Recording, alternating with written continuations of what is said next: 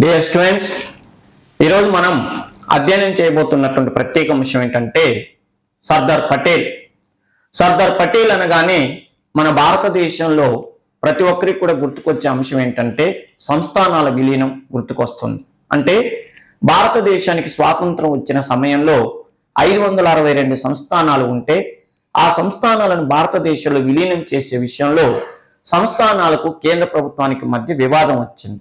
ఆ వివాదాన్ని జవహర్ లాల్ నెహ్రూ ఎంతసేపటికి కూడా శాంతికామక విధానాల ద్వారా పరిష్కారం చేయాలనుకుంటే బలప్రయోగం ద్వారా మాత్రమే దేశాన్ని సురక్షితంగా ఉంచగలుగుతామని నమ్మినటువంటి వ్యక్తి సర్దార్ వల్లభాయ్ పటేల్.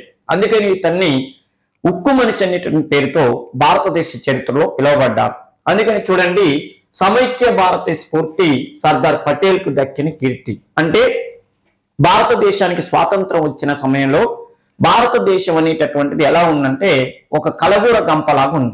అంటే విభిన్న భాషలు మాట్లాడేవాళ్ళు, విభిన్న మతాలు మాట్లాడేవాళ్ళు, విభిన్న రకాలైన జాతుల వాళ్ళతో చిన్నాభిన్నం అయిపోయి ఒక యుఎస్ఎస్ఆర్ లాగానో లేకపోతే యుఎస్ఏ లాగానో అమెరికా రష్యా లాగా ఉన్నటువంటి భారతదేశాన్ని సమైక్యంగా చేసి భారతదేశ ప్రతిష్టను ప్రపంచవ్యాప్తంగా తీర్చిదిద్దాలని కలలు కన్నటువంటి వ్యక్తి సర్దార్ వల్లభాయ్ పటేల్. అందుకని చూడండి, సంస్థానాల విలీనం కోసం సర్దార్ వల్లభాయ్ పటేల్ తో పాటు మిగతా ఎంతో మంది పాల్పడినప్పటికీ కూడా పాలు పంచుకున్నప్పటికీ కూడా ఆ ఖ్యాతి విషయంలో ఎమ్మటి గుర్తుకొచ్చేటటువంటి విషయం ఎవరయ్యా అంటే సర్దార్ వల్లభాయ్ పటేల్ గుర్తుకొస్తారు.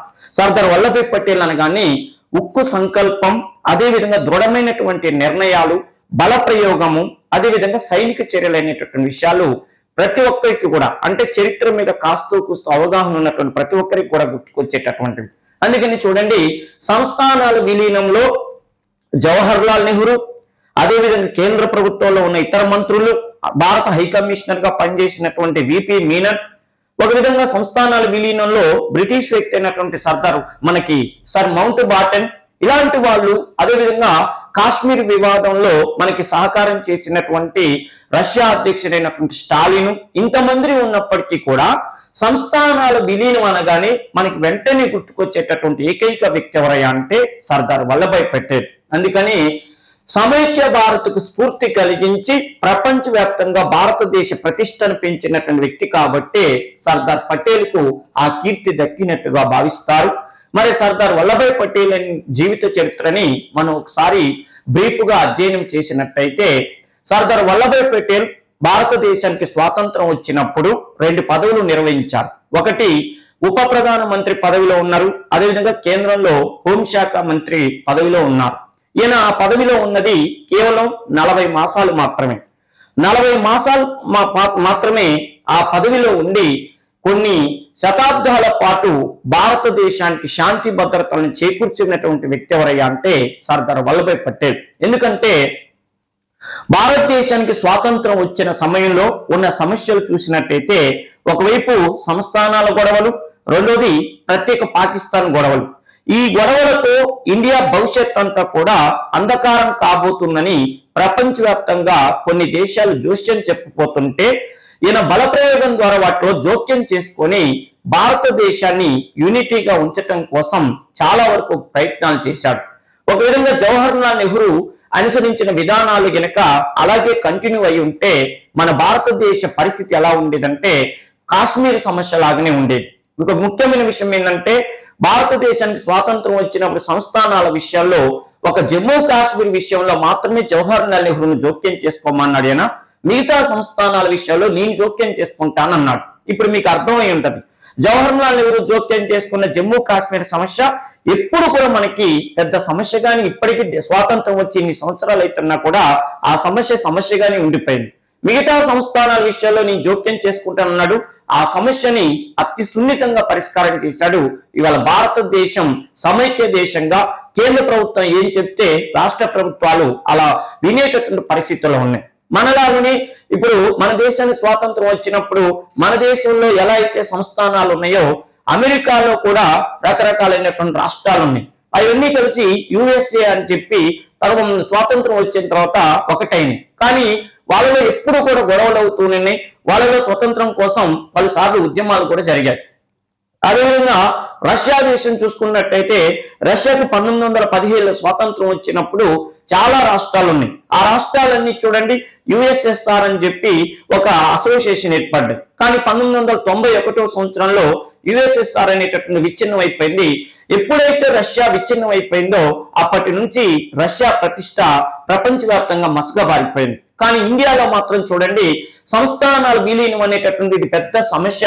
ఈ సమస్యను ఇప్పట్లో ఎవరు పరిష్కారం చేయలేరని స్వతంత్రం వచ్చిన సమయంలో మేధావులందరూ కూడా ఎంతో జోష్యం చెప్తే ఆ సమస్యను మొత్తాన్ని కూడా సింగిల్ వ్యక్తి పరిష్కారం చేసి ఇవాళ భారతదేశం అంటే ఒక పటిష్టమైనటువంటి కేంద్ర ప్రభుత్వం అజమాయిషీతో నడిపేటటువంటి దేశంగా తీర్చిదిద్దిన ఘనత సర్దార్ వల్లభాయ్ పటేల్కి దక్కింది. మరి సర్దార్ వల్లభాయ్ పటేల్ ఆ జీవిత చరిత్ర మనం బ్రీఫ్ గా అధ్యయనం చేసినట్టయితే చూడండి చాలా మందికి ఒక అభిప్రాయం ఏముంటదంటే ప్రధానమంత్రి అయినటువంటి జవహర్లాల్ నెహ్రూకి సర్దార్ వల్లభాయ్ పటేల్ కి మంచి అవినాభావ సంబంధం ఉంది. ఇద్దరు గాంధీ శిష్యులే, ఇద్దరు స్వాతంత్ర పోరాటంలో కలివిడిగా ఉన్నారు.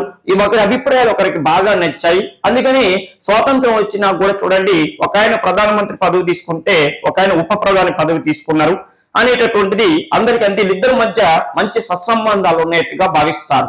కానీ భారతదేశ ప్రతిష్ట విషయంలో ఏ మాత్రం తగ్గేదే లేదని చెప్పి జవహర్లాల్ నెహ్రూతో కూడా వివాదం పడి తన పంతాన్ని నెక్కించుకున్నటువంటి వ్యక్తి ఎవరయ్యా అంటే సర్దార్ వల్లభాయ్ పటేల్.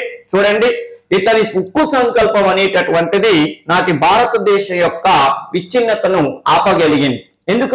ఎందుకు ఈ మాట అంటున్నానంటే భారతదేశానికి స్వాతంత్రం వచ్చిన సమయంలో సర్దార్ వల్లభాయ్ పటేల్ విధానాలు జవహర్లాల్ నెహ్రూకి సరిగా నచ్చలేదు. ఈయనంతా దూకుడుతనం. ఈ దూకుడుతనం అనేటటువంటిది మనకి ఇప్పుడు పనికిరాదు. ఐక్యరాజ్య సమితి లాంటి ప్రపంచ శాంతి సంస్థల ముందు మన దూకుడుతనం పనికిరాదని చెప్పి జవహర్లాల్ నెహ్రూ పలు సందర్భాల్లో వ్యాఖ్యానాలు చేసినప్పటికీ కూడా నీకు అది ఆ విషయం తెలియదని చెప్పి జవహర్లాల్ నెహ్రూకే బద్ద శత్రువు అయినటువంటి విషయం ఎవరయ్యా అంటే సర్దార్ వల్లభాయ్ పటేల్. చూడండి నెహ్రూ శాంతికామక విధానాల కంటే బల ప్రయోగము సైనిక చర్య లాంటి ఫలితాలే శాశ్వత ఫలితమని నమ్మాడు. కాబట్టి అఖండ భారత్ను సృష్టించి జాతి జనులకు ఇండియన్ బిస్మార్క్ అయ్యాడు. బిస్మార్క్ అని జర్మనీ దేశంలో ఒక ఆయన ఉండేవాడు. జర్మనీకి 1870లో స్వాతంత్రం వచ్చినప్పుడు ఆ టైంలో అప్పుడు ఆ దేశాన్ని ఏమని పిలిచేవాళ్ళంటే ప్రష్యా అని పిలిచేవాళ్ళు. ప్రష్యా అనేక చిన్న చిన్న భాగాలు కలిసి జర్మనీ అయింది. ఆ జర్మనీ అనేటటువంటి అనేక భాగాలుగా ఉన్నదాన్ని ఏకం చేసిన ఘనత ఆ దేశ రాజ్య ప్రధానమంత్రి అయినటువంటి బిస్మార్క్కు దక్కింది. ఆయన ఎలా అయితే జర్మనీని ఏకం చేసిందో భారతదేశాన్ని అఖండ భారతదేశాన్ని అంటే చిన్న చిన్న సంస్థానాలుగా ఉన్న ఈ దేశాన్ని అఖండ భారతదేశంగా తీర్చిదిద్ది ఇండియన్ బిస్మార్క్ అయ్యాడు మన సర్దార్ వల్లభాయ్ పటేల్. ఇకపోతే ప్రత్యర్థి పాకుకి భారతదేశం బాకీ పడ్డ 55 కోట్ల రూపాయలు ఇచ్చేది లేదని దేశ ప్రధాని నెహ్రూనే ఢీకొన్న సొంత పార్టీ ప్రత్యర్థిగా ముద్ర వేసుకున్నటువంటి వ్యక్తి సర్దార్ వల్లభాయ్ పటేల్. విషయం ఏందయ్యా అంటే భారతదేశానికి స్వాతంత్రం వచ్చినప్పుడు వాటాలు పంచారు. అంటే మౌంట్ బాటన్ అనేటటువంటి వ్యక్తి రాడ్క్లిఫ్ రేఖ అని చెప్పి ఒక రేఖ చూపించి భారతదేశం పాకిస్తాన్కి 55 కోట్లు ఇవ్వాలని చెప్పి సంతకాలు చేపించారు. విడిపోయిన మరుసటి రోజు నుంచే పాకిస్తాను మాకు ఇవ్వాల్సిన 50 కోట్ల రూపాయలు ఎప్పుడు ఇస్తారని చెప్పి ఊకే ఉత్తర ప్రత్యుత్తరాలు జరుపుతుంది. అప్పుడు మన ఉప ప్రధానమంత్రిగా ఉన్న సర్దార్ వల్లభాయ్ పటేల్ పాకిస్తాన్ ఉన్నట్టుండి ప్రతిరోజు మనకి ఈ విషయం 55 కోట్ల గురించి అడుగుతుంది. అసలు ఆ ఉద్దేశం ఏంటి? వాళ్ళ దగ్గర నిజంగా డబ్బులు లేవా, లేకపోతే మన దగ్గర నుంచి రాబట్టి ఏదన్నా మనకే నష్టం చేయడానికి ఏదైనా ప్లాన్ చేస్తుందా అని చెప్పి ఈయన ఏజెన్సీని అంటే ఇంటెలిజెన్స్ ఏజెన్సీని పెట్టాడు.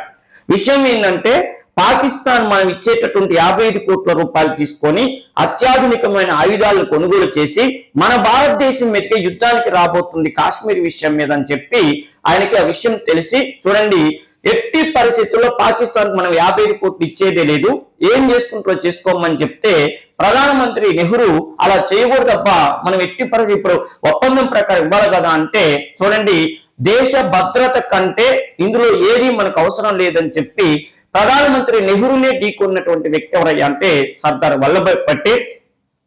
నెక్స్ట్ విషయం ఏందయ్యా అంటే చూడండి కాశ్మీర్ అంశాన్ని, జమ్మూ కాశ్మీర్ అంశాన్ని నెహ్రూ యుఎన్ఓలో పెట్టారు. అంటే ఈ సమస్యను మీరే పరిష్కారం చేయండి అని యుఎన్ఓలో పెడితే అసలు యుఎన్ఓలో కాశ్మీర్ విషయాన్ని ఎందుకు పెట్టాలి, నాకు 10 నిమిషాలు టైం ఇవ్వండి, కాశ్మీర్ని కాదు అసలు పాకిస్తాన్ లేకుండా చేస్తానని చెప్పినటువంటి గతుడు మన సర్దార్ వల్లభాయ్ పటేల్. ఆ విషయంలో కూడా నెహ్రూతో ఇతను గొడవ పడ్డాడు. నెక్స్ట్ చూడండి, తొలి రాష్ట్రపతి పోటీకి నెహ్రూ ఎవరిని పెట్టాలని ప్లాన్ చేసిండయ్యా అంటే చక్రవర్తుల రాజగోపాలాచారిని పెట్టాలని ట్రై చేసిండు. అంటే మనం చదువుతాం తొలి రాష్ట్రపతి రాజేంద్ర ప్రసాద్ అని. అంటే రాజేంద్ర ప్రసాద్కి జవహర్లాల్ నెహ్రూకి ఫస్ట్ నుంచి కూడా విభేదాలు ఉండటం వల్ల ఏమైందంటే జవహర్లాల్ నెహ్రూ తొలి రాష్ట్రపతి పదవికి గాంధీకి అత్యంత ఆప్తుడైనటువంటి తమిళనాడు వ్యక్తి అయినటువంటి చక్రవర్తుల రాజగోపాలాచారిని పెట్టాలని ట్రై చేసిండు. కానీ మన పటేల్ ఏం చేశాడు, రాజేంద్ర ప్రసాద్ ని పీఠంపై కూర్చోబెట్టి పంతం నెగ్గించుకున్నటువంటి వ్యక్తిగా ఆ రోజుల్లో గొప్ప పేరు ప్రతిష్టలు సంపాదించుకున్నాడు. నెక్స్ట్ విషయం ఏంటంటే 1950లో కాంగ్రెస్ కు ముచ్చట పడి కృపలానిని అంటే అర్థమైన 1950లో కాంగ్రెస్ అంటే ఐఎన్సీకి అధ్యక్షుడిగా కృపలాని అనే వ్యక్తిని పెడదామని చెప్పి నెహ్రూ ఎంత ప్రయత్నాలు చేసినప్పటికీ కూడా పురుషోత్తమ టాండన్, ఓకేనా, సర్దార్ వల్లభాయ్ పటేల్కి అత్యంత ఆప్తుడైనటువంటి పురుషోత్తం టాండన్ అనే వ్యక్తిని అధ్యక్షుడి పీఠంపై నిలబెట్టిన గనుడు మన ఈ గుజరాతీయుడు. ఈయన ఏ రాష్ట్రానికి చెందిన వ్యక్తి? గుజరాతీయుడు. ఇంకొక ముఖ్యమైన విషయం ఏందయ్యా అంటే దేశ ప్రధాని పదవికి ఆ రోజుల్లో దేశానికి స్వతంత్రం వచ్చిన రోజుల్లో అసలు దేశ ప్రధాన పదవి ఎవరికి ఇవ్వాలనే విషయం మీద దేశం మొత్తం మీద 14 పిసిసిలు ప్రదేశ్ కాంగ్రెస్ కమిటీలు 14 సమావేశమైనప్పుడు 13 పిసిసిలు ఏమని చెప్పినాయి అంటే ఈ దేశానికి ఇప్పుడున్న పరిస్థితుల్లో సర్దార్ వల్లభాయ్ పటేల్ ప్రధానమంత్రి అయితేనే శాంతి భద్రతలు కరెక్ట్ గా ఉంటాయి, దేశం సమగ్రతంగా ఉంటుంది, ప్రత్యర్థి పార్టీకి మనం సమాధానం చెప్పినట్టు ఉంటుందని చెప్పి అక్కడ చర్చలు జరిగినాయి. అయితే నెహ్రూ ఈ విషయంలో అవమానంగా ఫీల్ అయ్యి ఏడుస్తున్నాడు. దీన్ని ఎలా అయినా పరిష్కారం చేయాలనే పరిస్థితి ఎవరి మీదకి వచ్చిందంటే గాంధీ మీదకి వచ్చింది. గాంధీ నెహ్రూ పరిస్థితి చూసి చూడండి సర్దార్ వల్లభాయ్ పటేల్ని బతిలాడాడు. ఏమని, నువ్వు ప్రధానమంత్రి పదవిలో ఉంటే జవహర్లాల్ నెహ్రూ ఎట్టి పరిస్థితిలో ప్రధాని కాలేడు, ఎందుకంటే 14 పిసిసిలో 13 పిసిసిలు నువ్వే ప్రధానమంత్రి కావాలని అంటున్నాయి. ఒక్క పిసిసి, అది కూడా ఉత్తరప్రదేశ్ పిసిసి ఒక్కటి మాత్రమే, అంటే నెహ్రూ స్వరాష్ట్రమైన ఉత్తరప్రదేశ్ వాళ్ళు మాత్రమే ఆయన ప్రధానమంత్రి కావాలంటున్నారు, దయచేసి నువ్వు ఈ పదవి నుంచి కొద్దిగా తప్పుకో అని చెప్పి గాంధీ బతిలాడితే ఆయన మాట కాదనక సర్దార్ వల్లభాయ్ పటేల్ ప్రధాని పదవికి త్యాగం చేశాడు. అందుకని జవహర్లాల్ నెహ్రూ ప్రధానమంత్రి కాగలిగాడు. చూడండి, కేవలం 40 మాసాలు మాత్రమే హోంమంత్రిగా ఉండి తనదైన శైలిలో అనేక పరిష్కారాలు చూపి అఖండ భారత్ను సృష్టించారు. ఈ మాట అక్షరాల 100% నిజం. ఎందుకంటే కాశ్మీరు విషయంలో పాకిస్తాన్ ఒక అడుగు వెనక్కేసిందంటే ఎవరిని చూసేసిందంటే సర్దార్ వల్లభాయ్ పటేల్ని చూసేసింది. అదేవిధంగా హైదరాబాద్ సంస్థానం అనేటటువంటిది భారతదేశంలో కలిసే ప్రశ్నే లేదు, ఇది త్వరలో పాకిస్తాన్ లో కలుస్తుంది, లేకపోతే తుర్కిస్తాన్ లేదా ఉస్మానిస్తాన్ అనే దేశం ఏర్పడుతుందని చెప్పి చివరి నిజామైనటువంటి మీర్ ఉస్మాన్ అలీ ఖాన్ అవాకులు చవాకులు పలికి దుర్మార్గులైనటువంటి రజాకారులను రెచ్చగొడితే 50,000 మంది రజాకారులు మన తెలంగాణ ప్రాంతంలో రాక్షసత్వంతో నిరంకుశమైనటువంటి విధానాలు అమలు చేస్తుంటే వాళ్ళందరినీ కూడా ఉక్కుపాదంతో అణిచివేసినటువంటి గనుడు సర్దార్ వల్లభాయ్ పటేల్. ఈయన అభిలాష, ఈయన ఆకాంక్ష మేరకే 1948వ సంవత్సరం సెప్టెంబర్ 17వ తారీఖు నాడు మన హైదరాబాద్ సంస్థానం పైకి ఆపరేషన్ పోలో చేపట్టారంటే దానికి సూత్రధారి సర్దార్ వల్లభాయ్ పటేల్ అని చెప్పాలి. తర్వాత చూడండి, ఈయన మరణించి 40 సంవత్సరాలు అవుతుంటే ఈయన గతంలో చేసిన సేవలను గుర్తించి 1991వ సంవత్సరంలో ఈయనకి భారతరత్న అనేటటువంటి బిరుదు ఇవ్వటం జరిగింది.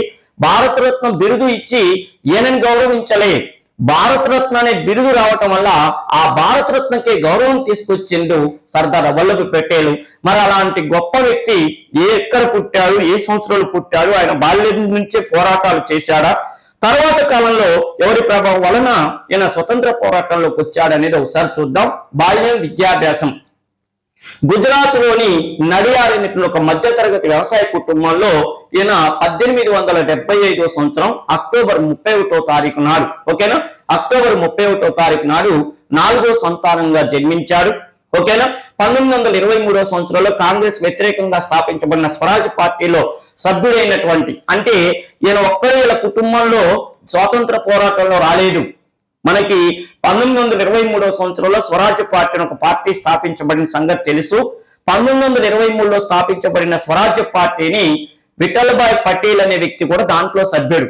మనం చదువుతాం మోతీలాల్ నెహ్రూ అదేవిధంగా చిత్తరంజన్ దాస్ స్వరాజ్య పార్టీని కాంగ్రెస్ వ్యతిరేకంగా స్థాపించారంటారు. వాళ్ళిద్దరితో పాటు ఆ పార్టీలో కీలక పాత్ర పోషించిన విఠల్భాయ్ పటేల్ ఎవరికి సోదరుడయ్యా అంటే మన సర్దార్ వల్లభాయ్ పటేల్కి సోదరుడు. స్వగ్రామంలో ప్రాథమిక ఉన్నత విద్యని పూర్తి చేసి ఇంటి వద్దనే సొంతంగా 3 సంవత్సరాల పాటు కష్టపడి ఆయన పార్ట్ టైం ఉద్యోగం చేసుకుంటూ లా ప్రాక్టీస్ చేశాడు. డిస్ట్రిక్ట్ లీడర్ గా పట్టా పొందాడు. ఈయనకి ఎప్పటి నుంచో కోరిక, ఏంటి ఆ కోరిక అంటే ఇంగ్లాండ్ వెళ్ళి బారిస్టర్ చదవాలని, దానికోసం బాగా సంపాదించాలని అన్ని క్రిమినల్ కేసులు ఒప్పుకోవటంతో తన లక్ష్యాన్ని చేరుకున్నాడు. ఈయన మధ్యతరగతి కుటుంబం కావటం వల్ల బారిస్టర్ ఇంగ్లాండ్ వెళ్ళి బారిస్టర్ చదవాలంటే చాలా ఖర్చుతో కూడుకున్న వ్యవహారం అని చెప్పి ఈయన డిస్ట్రిక్ట్ లీడర్ గా పనిచేస్తున్నప్పుడు సివిల్ కేసుల్లో ఆదాయం ఎక్కువ రాదు, సివిల్ కేసులన్నీ ఇప్పట్లో పరిష్కారం కావు, అందుకని క్రిమినల్ కేసులను బాగా ఒప్పుకున్నట్లయితే ఆదాయం బాగొస్తుంది, ఆ డబ్బుల్ని దాచిపెట్టుకొని నా లక్ష్యమైనటువంటి బారిస్టర్ కోర్సుని నేను బ్రిటన్ లో చదవాలని చెప్పి సర్దార్ వల్లభాయ్ పటేల్ యుక్త వయసులో అనుకున్నట్టుగానే అన్ని క్రిమినల్ కేసులు ఒప్పుకున్నాడు, కావలసినంత డబ్బు సంపాదించుకున్నాడు. ఇక బ్రిటన్ కి పయనం అవుదాం అనుకున్నాడు. ఏమైందయ్యా అంటే 1905 నాటికి థామస్ కుక్ అండ్ సన్స్ అనేటటువంటి కంపెనీ వాళ్ళు ఈ రాకపోకలు చేయటం కోసం ఒక షిప్ ని మెయింటైన్ చేసేవాళ్ళు. అర్థమైంది కదా. ఇంగ్లాండ్కి వెళ్ళాలంటే ఒక కంపెనీ వాళ్ళు తీసుకెళ్లాలి. ఇది చూడండి, agency Thomas cook and Sons company వాళ్ళు ఇతని లండన్ ప్రయాణ వివరాలను తెలుపుతూ నువ్వు పంపించిన డబ్బు మాకు అందింది, నీకు మొత్తం ఏర్పాట్లని చేశాము, నువ్వు లండన్ వచ్చి చదువుకోవచ్చు అని చెప్పి ఈయనకి లెటర్ రాశారు. ఆ లెటర్ లో అడ్రస్ ఏమని పెట్టారంటే ప్రత్యేకంగా విజే పటేల్ అనే పేరుతో ఈయనకి లెటర్ పంపించారు. ఇక్కడ డెవలప్ ఏంటంటే విజే పటేల్ అనే పేరుతో ఈయన పేరుతో ఒక లెటర్ పంపించేసరికల్లా ఈయన అడ్రస్ కి ఆ అడ్రస్ పొరపాటును వాళ్ళ అన్నయ్య తీసుకుండు. వాళ్ళ అన్నయ్య పేరు విఠల్భాయ్ పటేల్. ఓకే కదా. విషయం ఏంటంటే ఈయన పేరేమో వల్లభాయ్ పటేల్, ఆయన పేరు విఠల్భాయ్ పటేల్. వాళ్ళ అన్నయ్య ఏమనుకున్నాడంటే ఈ థామస్ అండ్ కుక్ కంపెనీ అనేటటువంటిది నా కోసం, అంటే వాళ్ళ అన్నయ్య కూడా బారిస్టర్ చదవాలని ట్రై చేస్తుండు. విషయం ఏంటంటే నాకు సహాయం చేయాలనే ఉద్దేశంతో ఈ థామస్ కుక్ కంపెనీ వాళ్ళు ఈ ఏర్పాట్లన్నీ నాకు చేశారని చెప్పి ఆ లెటర్ ఆయన తీసుకుని ఊళ్ళో వాళ్ళందరికీ చెప్పిండు, నేను అతి త్వరలో లండన్ వెళ్తున్నా, నేను అక్కడ బారిస్టర్ చదివి గొప్ప చదివి ఇక్కడికి వస్తానని చెప్పి అందరికి చెప్పుకుంటాను. తర్వాత వాస్తవం తెలిసింది, అది విజే పటేల్ అంటే వల్లభాయ్ పటేల్కి వచ్చింది, విఠల్భాయ్ పటేల్ కాదన్న విషయం తెలిసింది. ఆ తర్వాత సర్దార్ పటేల్ వాళ్ళ అన్నయ్యని చాలా వరకు రిక్వెస్ట్ చేశాడు, అన్నయ్య అది అడ్రస్ తప్పుబడింది, నాకు రావాల్సింది నువ్వు తీసుకున్నావు అని చెప్తే వాళ్ళ అన్నయ్య ఏం చేసిందంటే వాళ్ళ కుటుంబ సభ్యులని వాళ్ళ బంధువులను అందరినీ కూర్చోబెట్టి వీళ్ళు రిక్వెస్ట్ చేయించండి. ఏమని రిక్వెస్ట్ చేయించిందంటే అన్నయ్య ఇండియాలో ఉండి చిన్న చిన్న ఉద్యోగాలు చేసుకుంటుంటే తమ్ముడు లండన్ వెళ్ళి గొప్ప చదువు చదవటం అనేది మన ఇళ్లలో ఎక్కడా లేదు, అందుకని అన్నయ్యని పంపించని చెప్తే ఈయన ఇంట్రెస్ట్ లేకపోయినా అంటే త్యాగం చేసి వాళ్ళ అన్నయ్యని లండన్ పంపించాడు. వాళ్ళ అన్నయ్య లండన్ లో చదువుకునేటప్పుడు వాళ్ళ అన్నయ్య కుటుంబాన్ని తన సొంత ఇంట్లో పెట్టుకొని వాళ్ళ ఆలనా పాలన చూసుకున్నాడు.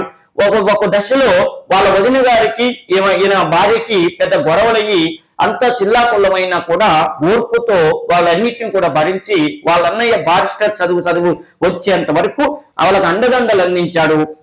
వాళ్ళ వదినికి అనారోగ్యం పాలైతే ఈయన సొంత డబ్బుతో వాళ్ళ వదినికి ట్రీట్మెంట్ చేయించాడు. గొప్ప మానవతావాదిగా పేరు పొందాడు సర్దార్ వల్లభాయ్ పటేల్. విషయం ఏంటంటే వాళ్ళనే బారిస్టర్ వెళ్ళి చదువుకొని వచ్చిన తర్వాత మళ్ళీ మనోడు ఏం చేశాడు, 1909వ సంవత్సరం తన భార్య అనారోగ్యంగా ఉండటంతో వైద్యుల భరోసాతో ఒక ముఖ్యమైన విషయం ఏంటంటే వాళ్ళన్నీ లండన్ వెళ్తే మరి ఇక్కడ కుటుంబానికి కావాల్సిన ఆర్థిక వ్యవహారాలు చూసుకోవాలి కాబట్టి ఈయన డిస్ట్రిక్ట్ లీడర్ గా ఉంటూ 1909వ సంవత్సరంలో కొన్ని ముఖ్యమైనటువంటి క్రిమినల్ కేసులు ఒప్పుకున్నాడు. ఈ టైంలోనే వాళ్ళ భార్యకి అనారోగ్యం పాలు కావటం, ఆమె హాస్పిటల్లో జాయిన్ కావటం, ఈయన అదే రోజు ఈయన హాస్పిటల్లో జాయిన్ అయిన రోజే ఈయన ఒక ముఖ్యమైనటువంటి క్రిమినల్ కేసు గురించి అక్కడ వాదించాల్సిన పరిస్థితి వచ్చింది. అంటే క్రాస్ ఎగ్జామినేషన్ చేయాల్సి వచ్చింది. అక్కడ బోర్షాద్ అని చెప్పి ఒక ఊరికి వెళ్లాల్సిన అవసరం వచ్చింది. అప్పుడు డాక్టర్లు చెప్పిండు, మా మేడం ఏమో ఇక్కడ ఉన్నది, నేనేమో ఇక్కడ ఖచ్చితంగా కోర్టుకు హాజరు కావాలి, ఏం చేయమంటారంటే వైద్యులు ఏమని చెప్తారంటే మీరు వెళ్ళని మేము చూసుకుంటామంటే నేను ఇష్టం లేకపోయినా కూడా మరి ఉద్యోగం రీత్యా అక్కడికి వెళ్తాడు. ఆ కోర్టులో వాదించే టైంలోనే ఈయనకి ఒక వార్త అందుద్ది. ఏమనంటే మీ భార్య మరణించింది అనగానే ఆ లెటర్ తీసుకొని తన చూడండి ఎంత గొప్ప వ్యక్తి అంటే మరుసటి రోజు ఆమె మరణించినటువంటి వార్తను అందించినప్పుడు ఆ పేపర్ని చూసి బాధని దిగమింగుకొని కేసు వాదించి గెలిచిన తర్వాత విషయాన్ని ఇతరులకు చెప్పినటువంటి వ్యక్తి. అంటే తన లక్ష్యమైనటువంటి బారిస్టర్ ని చదవటానికి ఎట్టి పరిస్థితులలో నీ కాంప్రమైజ్ అయ్యలేదు. మానవతా విలువలంటే భార్య మరణ విషయాన్ని కూడా తెలుసుకుని దిగమింగుకొని ఎట్లయినా కూడా లక్ష్యాన్ని చేరుకోవాలనేటటువంటి పట్టుదలతో ప్రయత్నం చేశాడు మన పటేల్. నెక్స్ట్ విషయం ఏంటంటే బారిస్టర్ చదువు కోసం లండన్ వెళ్ళాడు. తక్కువ ఖర్చుతో వీలైనంత త్వరగా బారిస్టర్ కోర్సు పూర్తి చేయాలని పార్ట్ టైం జాబ్ చేస్తూ మిగతా సమయం అంతా కూడా గ్రంథాలయంలో గడిపి 36 నెలలు పట్టేటటువంటి కోర్సుని 30 నెలల్లో పూర్తి చేయడమే కాకుండా అక్కడ ఫెలోషిప్ కి ఎంపికై 50 పౌండ్ల బహుమానాన్ని కూడా పొంది 1913 సంవత్సరం ఫిబ్రవరి 13వ తారీఖు నాడు బొంబాయికి బారిస్టర్ గా తిరిగి వచ్చాడు. అంటే సర్దార్ వల్లభాయ్ పటేల్ ఫస్ట్ జిల్లా కోర్టుల్లో న్యాయవాదిగా పనిచేసి తర్వాత ఇంగ్లాండ్ వెళ్లి బారిస్టర్ చదివి వచ్చింది 1913వ సంవత్సరం ఫిబ్రవరిలో వచ్చాడు. వచ్చిన తర్వాత ఇతడు పూర్తిగా ఇక బారిస్టర్ మీదనే కాన్సన్ట్రేషన్ చేసిందా మరి స్వతంత్ర పోరాటంలోకి ఎలా వచ్చిందనే విషయం చూస్తే చూడండి, ఇతని ప్రతిభను ఇంగ్లాండ్ వారి ద్వారా తెలుసుకున్న నాటి Bombay chief justice Basil Scott, ఓకేనా, ఈయన బొంబాయి వచ్చే నాటికి ఇంగ్లాండ్ వ్యక్తి ఒక వ్యక్తి బాసిట్ అనేటటువంటి వ్యక్తి, బాసిల్ స్క్వాట్ అనే వ్యక్తి మన బొంబాయిలో ప్రసిద్ధి చెందినటువంటి న్యాయమూర్తిగా ఉన్నాడు. ఈయన గొప్పతనాన్ని గుర్తించి నీ గురించి మా వాళ్ళు లండన్ లో చాలా గొప్పగా చెప్పారబ్బా, నువ్వు లండన్ లో చదివేటప్పుడు నువ్వు చాలా ప్రతిభ చూపించిన ఫెలోషిప్ కూడా ఎంపికైనవని చెప్పి నాకు వాళ్ళు ఉత్తర ప్రత్యుత్తరాలు జరిపేవాళ్ళు. అందుకని నీ టాలెంట్ ని గుర్తించి నేను ఒక అవకాశం ఇద్దాం అనుకుంటున్నా, వీలైతే ప్రభుత్వ ఉద్యోగం చేసుకో, లేకపోతే ఇంకేదైనా అవకాశం కావాలంటే నేను అన్ని విధాలుగా నీకు సహకారం చేస్తానంటే ఆయన దేనికి కూడా ఒప్పుకోలేదు. తర్వాత విషయం ఏంటంటే అప్పటికే తన అన్నయ్య విఠల్భాయ్ పటేల్ బొంబాయిలో ప్రసిద్ధి చెందినటువంటి లాయర్ కావటంతో వాళ్ళ అన్నయ్యకి ఒక విషయం చెప్పాడు, అన్నయ్య నువ్వు పూర్తిగా ఒక రంగాన్ని ఎంచుకో, ఏది రాజకీయాల్లో ఉండటం అంటావా లేకపోతే బారిస్టర్ చదువులో ఉంటావా, బారిస్టర్ గా ఉద్యోగం చేసుకుంటావా, ఏదో ఒకటి చెయ్యి, నువ్వు దానికి ఒకదానికి వైపు వెళ్తే నేను ఇంకో దాని వైపు వెళ్తాను చెప్తే చూడండి, రాజకీయాల్లో వాళ్ళ అన్నయ్య బిజీ ఉండటంతో తాను బారిస్టర్ గాను అన్నయ్య రాజకీయంగా ఎదగాలని ఇద్దరు నిర్ణయించుకోవటం జరిగింది. వాళ్ళ అన్నయ్య ఏమో రాజకీయంగా మంచి పొజిషన్కి వెళ్ళాలి, ఏమో బారిస్టర్ గా మంచి పొజిషన్కి వెళ్ళాలని చెప్పి డిసైడ్ చేసుకోవటం జరిగింది. కానీ అనుకోకుండా ఈయన జాతీయోద్యమంలోకి అడుగులు వేశాడు. ఎలా అంటే చూడండి, 1928వ సంవత్సరంలో గుజరాత్ లోని బార్దోలి అనే ప్రాంతంలో బ్రిటిష్ ఇండియా ప్రభుత్వం రైతుల పైన విపరీతమైనటువంటి పన్నులు విధించడం జరిగింది. వాళ్ళ బ్రిటిషు రాజ్యాంగం ప్రకారమే ఒక ఏరియాలో 25% కంటే వర్షపాతం తక్కువగా ఉంటే ఎట్టి పరిస్థితుల్లో ప్రభుత్వం అక్కడ భూమి శిస్తు వసూలు చేయకూడదు. కానీ రాజ్యాంగాన్ని కూడా పక్కన పెట్టి బ్రిటిష్ ప్రభుత్వం గుజరాత్ ఏరియాలో బార్దోలి అనే ప్రాంతంలో విపరీతంగా శిస్తు వసూలు చేయటం జరిగింది. అక్కడ అనావృష్టి ఏర్పడి అంత ఘోరంగా ఉండి పంటలు పండక రైతులు నానా ఇబ్బందులు పడుతుంటే 25% వర్షపాతం కూడా లేకుండా పంటలు అసలు ఏమీ లేకపోయినా కూడా రాజ్యాంగమే శిస్తు వసూలు చేయొద్దని బ్రిటిష్ రాజ్యాంగం చెప్తున్నప్పటికీ కూడా దాన్ని పక్కన పెట్టి బ్రిటిష్ ప్రభుత్వం రైతుల్ని బలవంతంగా శిస్తు వసూలు చేస్తుంది. దీనికి వ్యతిరేకంగా చూడండి, మనవాడు అక్కడ పన్నుల వ్యతిరేకంగా కిసాన్ ఉద్యమం చేపట్టి విజయవంతంగా నడిపించి దేశ ప్రజలను ఆకర్షించాడు.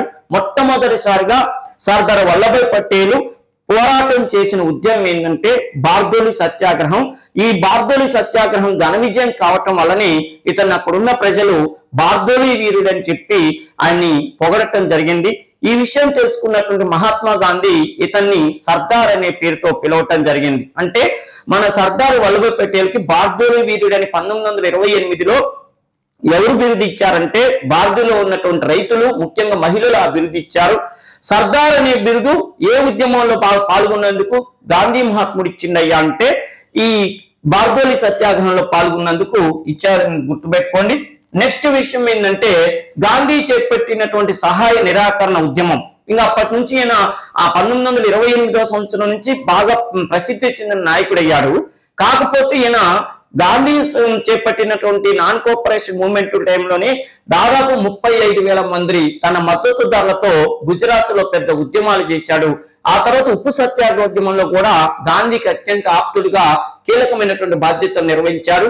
1931 కరాచీ కాంగ్రెస్ సమావేశానికి అధ్యక్షత వహించాడు గాంధీ కోరిక మేరకు. ఇకపోతే చూడండి, రాజ్యాంగ పరిషత్ సభ్యుడిగా మన దేశానికి స్వాతంత్రం రాబోతున్న సమయంలో రాజ్యాంగాన్ని ఏర్పాటు చేయడం కోసం రాజ్యాంగ పరిషత్ ఏర్పడింది 1946లో. చూడండి, అంబేద్కర్ డ్రాఫ్టింగ్ కమిటీ చైర్మన్ గా చేయటంలో ఇతడు అత్యంత కీలక పాత్ర పోషించాడు. అంటే రాజ్యాంగ పరిషత్ విషయంలో సర్దార్ వల్లభాయ్ పటేల్ ఏమి మలుపు తిప్పిండు, ఎవరెవరికి మంచి అవకాశాలు కల్పించిండు, అర్థమైందా? తన అభిప్రాయానికి వ్యతిరేకంగా ఏది జరిగిన ఒప్పుకునేవాడు కాదు. చూడండి, సర్దార్ వల్లభాయ్ పటేల్ ని కొన్ని వర్గాల వాళ్ళు అవమానించాలని, ఆయన అసలు ఎందుకు తీసుకోవాలి రాజ్యాంగ పరిషత్తులో కంటే తెలివిగల వాడిని ఎట్టి పరిస్థితుల్లో మనం వదులుకోవద్దని చెప్పి అంబేద్కర్ ని డ్రాఫ్టింగ్ కమిటీ చైర్మన్ గా చేయడంలో ఈయన అత్యంత కీలక పాత్ర పోషించాడు. భారత రాజ్యాంగ సభలో ప్రాథమిక హక్కుల కమిటీకి ఇతడు అధ్యక్షుడిగా ఉన్నాడు. నెక్స్ట్, భారత పార్లమెంట్ లో రాష్ట్రపతి ఆంగ్లో ఇండియాను నియమించే అధికారాన్ని ఇతడే ప్రతిపాదించాడు. చూడండి ఎంత అద్భుతమైన విషయం. అంబేద్కర్ ని డ్రాఫ్టింగ్ కమిటీ చైర్మన్ నియమించడంలో ఇతడు హెల్ప్ చేశాడు. నెక్స్ట్ విషయం ఏంటంటే ప్రాథమిక హక్కుల కమిటీకి అధ్యక్షుడిగా పనిచేశాడు. నెక్స్ట్, రాష్ట్రాలలో గవర్నర్లు, అదేవిధంగా పార్లమెంట్ లో రాష్ట్రపతి ఆంగ్లో ఇండియన్ నియమించేటటువంటి సాంప్రదాయాన్ని మన భారతదేశంలో ప్రవేశపెట్టాలని చెప్పి ప్రయత్నం చేసిన వ్యక్తి ఎవరయ్యా అంటే సర్దార్ పటేలే. తర్వాత కేంద్ర మంత్రిగా మొదట తాత్కాలిక మంత్రివర్గంలోను, తర్వాత నెహ్రూ మంత్రివర్గంలో కేంద్ర హోంమంత్రిగా, ఉప ప్రధానిగా కీలక పాత్ర పోషించాడు. 1947 నుంచి 1950 డిసెంబర్ 15వ తారీఖు వరకు ఈయన ఈ పదవుల్లో ఉన్నాడు. నెహ్రూతో పలుసార్లు విభేదాలు వచ్చాయి. ఆ విషయాలను మన ఇంట్రొడక్షన్ లో నేను చెప్పుకున్నాం. మరోసారి చూసినట్టయితే 1936లో నెహ్రూ సోషలిజాన్ని ప్రకటించడాన్ని సర్దార్ వల్లభాయ్ పటేల్ తీవ్రంగా వ్యతిరేకించాడు. ఓకేనా? నెహ్రూని కమ్యూనిస్ట్ పూజారి అంటారు, కమ్యూనిస్ట్ పూజారి. ఈయన సోషలిజం అనే సిద్ధాంతాన్ని ప్రతిపాదించడాన్ని ఎట్టి పరిస్థితుల్లో నేను ఒప్పుకోవట్లేదని వ్యతిరేకించాడు సర్దార్ పటేల్. నెక్స్ట్ చూడండి, ప్రత్యర్థి పాక్ కి 55 కోట్ల రూపాయలు ఇచ్చేది లేదని, మన భారతదేశ భద్రతకే వాళ్ళు నష్టం చేకూర్చేటట్టున్నారు, అలాంటి వాళ్ళకి మనం డబ్బులు ఎందుకు ఇవ్వాలని చెప్పి నొక్కి వక్కానించినటువంటి వ్యక్తి. అవసరం వస్తే యుఎన్ఓ ఐక్యరాజ్యంతోనే గొడవ పెట్టుకోవటానికి కూడా మనం సిద్ధం అని చెప్పి గట్టి పట్టుదలతో ఉన్నటువంటి వ్యక్తి మన పటేలు. నెక్స్ట్ చూడండి, కాశ్మీర్ అంశాన్ని యుఎన్ఓలో పెట్టిన నెహ్రూని ఇక్కడ విమర్శించాడు. తొలి రాష్ట్రపతి పోటీకి నెహ్రూ సూచించిన గోపాలాచారిని, అంటే చక్రవర్తుల రాజగోపాలాచారిని కాదని రాజేంద్ర ప్రసాద్ ని ఆ అధ్యక్షుడి పోస్ట్ లో నిలబెట్టి తన పంతాన్ని నెగ్గించుకున్నాడు మన పటేలు. 1950లో కాంగ్రెస్ కు నెహ్రూ ముచ్చటిపడి కృపలానిని అధ్యక్షుడిని పెడదామని ట్రై చేస్తే ఈయన పురుషోత్తం టాండన్ అనే వ్యక్తిని అధ్యక్షుడిగా నియమించాడు. ఓకేనా? నెక్స్ట్ విషయం ఏంటంటే దేశ అత్యున్నత వ్యక్తిగా ఇంత గొప్ప సేవ చేసినటువంటి సర్దార్ వల్లభాయ్ పటేల్ సేవల్ని గుర్తించి చూడండి, 2012వ సంవత్సరంలో history channel Reliance mobile outlook అనేటటువంటి మ్యాగజైన్ తో నిర్వహించిన ద గ్రేటెస్ట్ ఇండియన్ పోల్ లో 3వ స్థానాన్ని సంపాదించిన వ్యక్తి ఎవరయ్యా అంటే సర్దార్ వల్లభాయ్ పటేల్. భారతదేశంలో ప్రసిద్ధి చెందినటువంటి రాజకీయ నాయకులలో ఎవరు ముందు వరుసలో ఉంటారని చెప్పి 2012వ సంవత్సరంలో హిస్టరీ ఛానల్ ఒకటి, మన రిలయన్స్ మొబైల్ కంపెనీ ఇద్దరు సంయుక్తంగా అవుట్లుక్ అనే మ్యాగజైన్ తో ఒక సర్వే చేయించారు. భారతదేశంలో ఎక్కువగా పాపులారిటీ ఉన్న రాజకీయ నాయకులు ఎవరని సర్వే చేపిస్తే సర్దార్ వల్లభాయ్ పటేల్ దేశంలో 3వ ప్లేస్ లో నిలబడ్డారు. ఓకేనా? నెక్స్ట్ విషయం ఏంటంటే 1950 డిసెంబర్ 15వ తారీఖు నాడు ఆయన బొంబాయిలో మరణించారు. ఈయన గతంలో మన భారతదేశానికి చేసిన సేవలను గుర్తించి 1991వ సంవత్సరంలో భారత ప్రభుత్వం ఇతనికి భారత రత్న అవార్డు ఇచ్చింది. ఇక నెక్స్ట్ విషయం ఏంటంటే ఈయన పేరు మీద కాయిన్ కూడా ముద్రించడం జరిగింది. 150 రూపీస్ కాయిన్ కూడా ఇతని పేరు మీద ముద్రించడం జరిగింది ఆయనకు గుర్తుగా. నెక్స్ట్ ఐక్యతా ప్రతిమ, స్టాట్యూ ఆఫ్ యూనిటీ అనే పేరుతో చూడండి, ప్రపంచంలోని అతి ఎత్తైన 182 మీటర్ల విగ్రహాన్ని 2018వ సంవత్సరం అక్టోబర్ 31వ తారీఖున జన్మదినోత్సవం సందర్భంగా మన ప్రధానమంత్రి నరేంద్ర మోడీ ఆవిష్కరించారు. గుజరాత్ లోని నర్మదా నదీ తీరంలో సాధుబెట్ అనేటటువంటి ఒక చిన్న దీవిలో దీన్ని ఏర్పాటు చేయడం జరిగింది. దీన్ని Sardar Vallabhbhai Patel national integration trust ఈ స్టాట్యూ ఆఫ్ యూనిటీ అనేటువంటి ప్రాజెక్టును చేపట్టింది. ప్రపంచంలోనే అత్యంత పెద్దదైనటువంటి విగ్రహంగా దీన్ని చెప్తారు. ఓకేనా. సర్దార్ వల్లభాయ్ పటేల్ ఉప ప్రధానిగా, హోంమంత్రిగా కేవలం ఉత్తర భారతదేశం వాళ్ళకే విశిష్టమైనటువంటి సేవలు చేశారా? మన దక్షిణ భారతదేశానికి, అందులోనూ మన తెలుగు ప్రజలకి ఈయన రుణం తీర్చుకోలేనటువంటి గొప్ప పనులు ఏమైనా చేసి పెట్టారంటే నిజంగానే మన తెలుగు ప్రజలకి సర్దార్ వల్లభాయ్ పటేల్ రుణం తీర్చుకోలేనంత హెల్ప్ చేశాడు. అది ఎలా అంటే, ముందు కోస్తా రాయలసీమ ప్రజల విషయం చూస్తే 1800 సంవత్సరం నుంచి కోస్తా రాయలసీమ ప్రజలు మద్రాసు రాష్ట్రంలో ఉండటం, ఆ మద్రాసులు మన తెలుగు ప్రజలని చాలాసార్లు అవమానించడంతో మాకు ప్రత్యేక ఆంధ్ర రాష్ట్రం కావాలని చెప్పి కొన్ని సంవత్సరాల పాటు ఉద్యమాలు చేశారు. దీన్ని గమనించిన కేంద్ర ప్రభుత్వం 1948వ సంవత్సరంలో ఎస్కే తార్ కమిషన్ వేసింది. ఆ కమిషన్ నివేదిక ఇచ్చిన తర్వాత మళ్ళీ కొద్ది రోజుల్లోనే జేవీపీ కమిటీ అని చెప్పి ఒక కమిటీ వేసింది. ఆ జేవీపీ కమిటీలో జవహర్ లాల్ నెహ్రూ, వల్లభాయ్ పటేల్, పట్టాభి సీతారామయ్య కీలక పాత్ర పోషించారు. వాస్తవానికి ఈ కమిటీకి పట్టాభి సీతారామయ్య అధ్యక్షుడైనప్పటికీ తెలుగు ప్రజలకి ప్రత్యేక రాష్ట్రం ఇవ్వాలని చెప్పి నొక్కి ఒక్కానించిన మహనీయుడు సర్దార్ పటేల్. ఈయన చేసినటువంటి ప్రయత్నాల వల్లనే కొద్దిగా ఆలస్యమైన 1953వ సంవత్సరం అక్టోబర్ 1వ తారీఖు నాడు తెలుగు ప్రజలు ప్రత్యేక రాష్ట్ర కాంక్షని నెరవేర్చుకున్నారు. ఇకపోతే తెలంగాణ వాళ్ళు, భారతదేశానికి స్వాతంత్రం వచ్చినప్పుడు తెలంగాణ ప్రాంతాన్ని చివరి నిజామైనటువంటి మీర్ ఉస్మాన్ అలీ ఖాన్ పరిపాలన చేస్తున్నాడు. ఆయన ఎట్టి పరిస్థితుల్లో కూడా నా హైదరాబాద్ సంస్థానాన్ని భారత యూనియన్ లో కలిపే ప్రశ్నే లేదు, అవసరమైతే తుర్కమిస్తాను లేదా ఉస్మానిస్తాన్ అని తెలిపి ఒక ప్రత్యేక దేశాన్ని ఏర్పాటు చేసుకుంటాను, నాకు భారతదేశానికి అసలు సంబంధమే లేదని తెగేసి చెప్పాడు. చెప్పడమే కాదు, రాక్షసులు లాంటి 50,000 మంది రజాకారులని తెలంగాణలో ఉన్నటువంటి 4,000 గ్రామాల మీదకి పంపి అనేక అరాచకాలని చేయించాడు.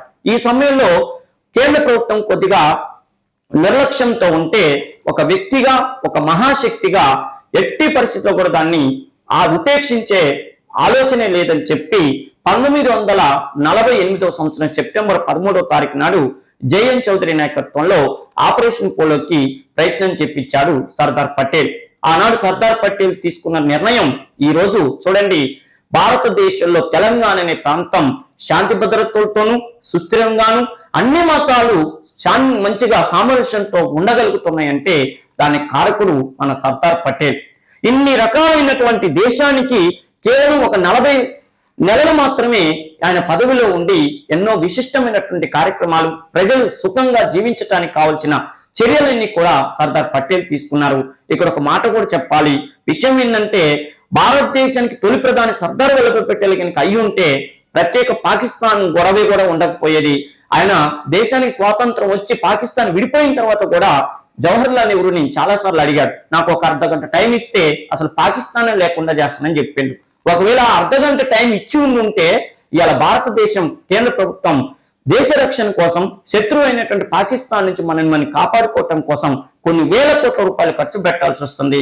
ఆ పాకిస్తాన్ గొడవే లేకుండా ఉంటే ప్రతి 5 సంవత్సరాలకు ఒకసారి ఒక నాగార్జున సాగర్ ప్రాజెక్టుని మనం నిర్మించుకునే వాళ్ళం. అంటే ఈ దేశ భద్రత అనే పేరుతో మన డబ్బులన్నీ కూడా వృధా అయిపోతున్నాయి. అంటే ఆనాడు కేంద్ర ప్రభుత్వం ఆయనకు సరైనటువంటి అవకాశం ఇవ్వకపోవటమే కొద్దిగా మైనస్ అనిపిస్తుంది. ఇకపోతే భారతదేశానికి ఆ స్వతంత్ర సమరయోధుడుగా, ఉప ప్రధానిగా, అదేవిధంగా కేంద్ర హోంమంత్రిగా విశిష్టమైనటువంటి సేవలు చేసి భారతదేశ పటిష్టతకు నాంది పలికినటువంటి మహనీయుడి యొక్క సేవలను గుర్తించబట్టే చూడండి, నిలువెత్తు విగ్రహాన్ని నర్మదా నది దగ్గర నిలబెట్టారు. ఇది ఈ సర్దార్ వల్లభాయ్ పటేల్ని చూస్తుంటే కేవలం ఒక విగ్రహం మాత్రమే ఈ దేశ చరిత్ర తెలిసిన వాళ్ళకి కనపడదు. ఈ విగ్రహంలో ఏం కనపడుతుందంటే ఉక్కు సంకల్పం కనపడుతుంది, సైనిక చర్యలు కనపడుతున్నాయి, భారతదేశ భద్రత కనపడుతుంది. ఇదే ఈ స్వతంత్ర సమరయోధుడికి మనం ఇవ్వగలిగేటటువంటి నివాళి.